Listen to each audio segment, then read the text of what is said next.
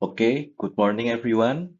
Welcome to our week 7 quiz discussion. Today we will review the quiz answer, the calculation and the key concept behind each question. Our goal is not only to identify the correct answer but also to understand why those answers are correct. So as we go through each question, I want you to pay attention to the logic, the formulas, and the accounting treatment used in each case. We will discuss four major topics today: raw material purchasing, EOQ, and optimal order quantity, overtime compensation, and factory overhead. Okay, everybody, let us begin with question 1, which focus on raw materials purchasing. In this question, the company purchase raw materials and also incur several related costs such as freight, insurance, unloading, and the other supporting costs. The main issue here is to determine the total acquisition cost of the materials. This question also asks for the journal entry under both the periodic and the perpetual inventory system. So, in addition to the number, we also need to understand the difference in recording between these two systems. The key idea is simple. All costs necessary to bring the materials to the company and make them ready for use should be included in the acquisition cost. Okay, now let us compute the acquisition cost. We start with the invoice price of the materials, and then we add freight costs, insurance costs, loading and unloading costs, and the other related costs. So you can see the calculation in the monitor and the total acquisition cost. So this is the correct total because all of these are costs directly related to acquiring the materials and bringing them to a usable condition.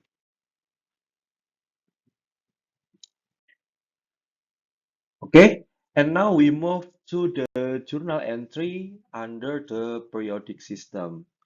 Under the periodic system, the inventory account is not updated each time purchase is made. Instead, purchases are recorded in a purchase account and related acquisition costs may also be recorded separately. So in this case, we debit purchase for the invoice price and we debit the related purchase costs such as freight, insurance, loading and unloading, and miscellaneous costs. Then we credit cash our account payable for the total amount. The important point here is that under the periodic system, we don't directly debit raw materials inventory for this transaction. And now let us look at the perpetual system. Under the perpetual, all costs that increase the value of inventory are recorded directly in the inventory account. So instead of using a purchase account, we debit material inventory or raw material inventory. You can see, yeah.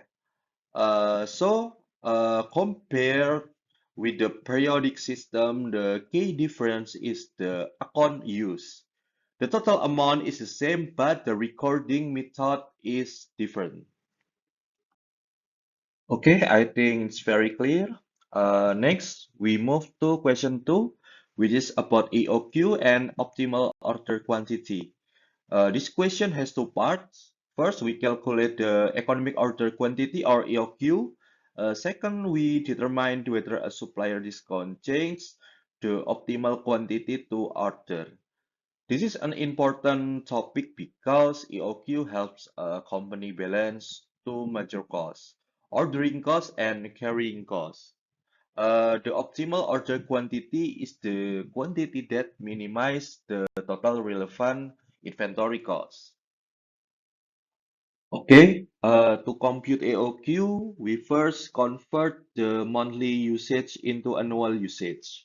The material is used at rate of 1,500 units per month, so annual demand is 18,000 units per year. Next, we determine the annual carrying cost per unit. You can see. Uh, then we apply the AOQ formula. And then after substitution, the AOQ is approximately 1,212 units. Oh, I'm sorry, 1,225 units. That is the economic order quantity under the normal price without considering the discount. And now we move to the second part of the question, which introduce a 5% quantity discount for purchase made in a lot of 2,000 units. The first thing we do is compute the discount unit price. The original price is $3, so the new price is $2.85 per unit. And then we calculate the new annual carrying cost per unit.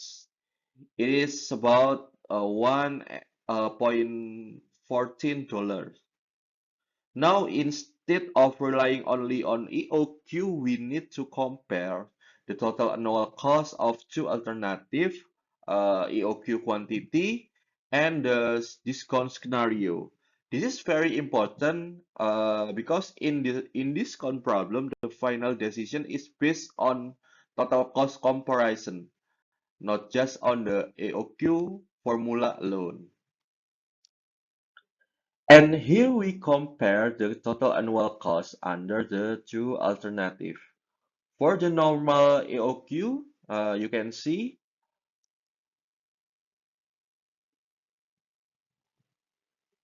and the discount scenario, you can see in the screen, it's a difference uh, calculation.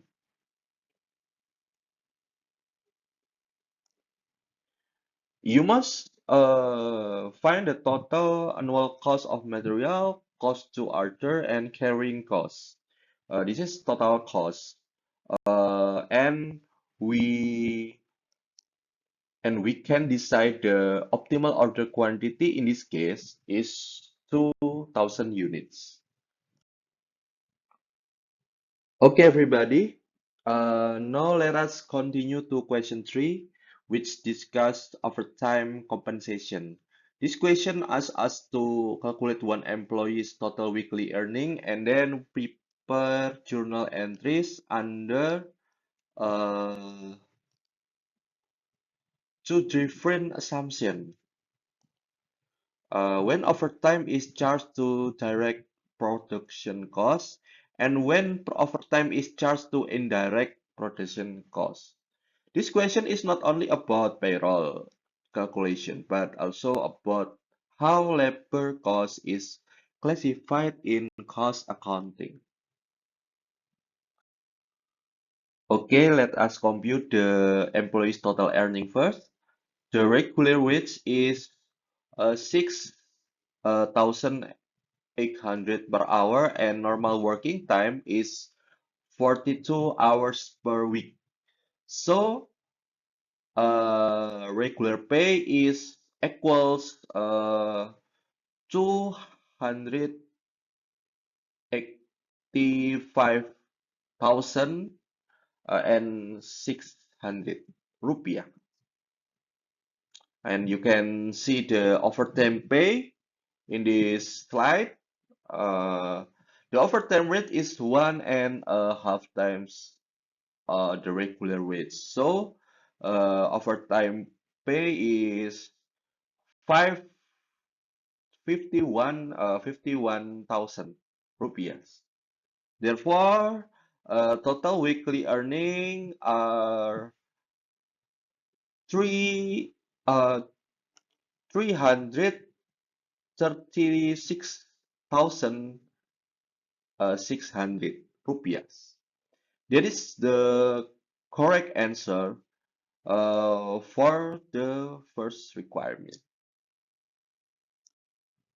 Okay, and now let us move to the journal entry. In the first case, if overtime wages are charged as direct production costs, then all labor cost is treated as direct labor. So we debit work in process for the full amount and credit salaries and wage payable or cash for the same amount. And in the second case, if overtime wages are charged as indirect production costs, then the regular wages are charged to work in process, and the overtime portion is charged to factory overhead. So the journal entry becomes a debit work in process and debit factory overhead and credit salaries and wage payable. The key lesson here is that accounting treatment depends on how the company classifies overtime costs. Okay, and everybody, finally we come to last question, question 4, which is about factory overhead. This is the most comprehensive question in this quiz because it asks us to compute variable and fixed factory overhead rates based on machine hours, compute variable and fixed factory overhead rates based on cartons, determine whether overhead is over-applied or under-applied, and prepare the required journal entries. This question tests both calculation skill and conceptual understanding. Okay, everybody, let us begin with overhead rate based on machine hours. You can see the number in the screen about variable and fixed factory overhead calculation. And the total of factory overhead rate calculation based on machine hours. And please note one important concept here. Fixed overhead is fixed in total, but it can still be converted into a rate for product costing purpose. You can see. Okay, and then we compute the overhead rates based on units of output, based on carton. Uh, you can see the variable of factory overhead and fixed factory overhead. You can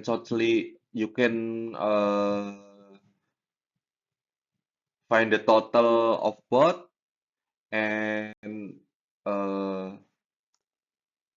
you can see again the base is different, so the rate is also different. That is perfectly normal. Okay, and now we compare applied overhead with actual overhead using the mentioned hour basis. You can see the calculation and then the number of units or carton. Yes, you can see the different piece of calculation. So